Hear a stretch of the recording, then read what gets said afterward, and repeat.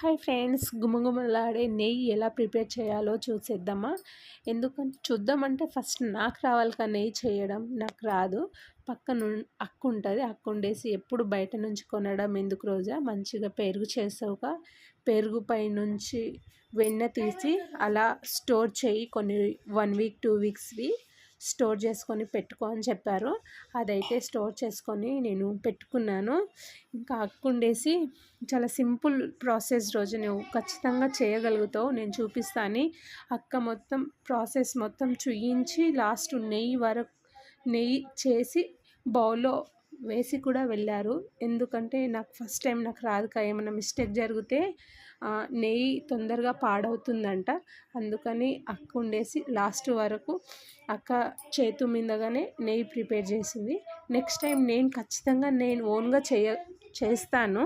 ఈ ప్రాసెస్ చూశాక ఇంకా నెక్స్ట్ టైం నేను చేయకుంటే అక్క నన్ను కొడుతుంది అంతే.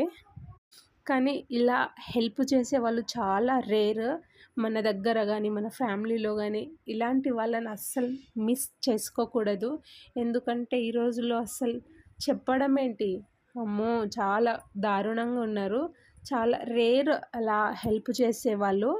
అందుకే అలాంటి వాళ్ళని అస్సలు మిస్ అవ్వకండి. నేనైతే అక్కని ఎప్పుడు మిస్ అవ్వను.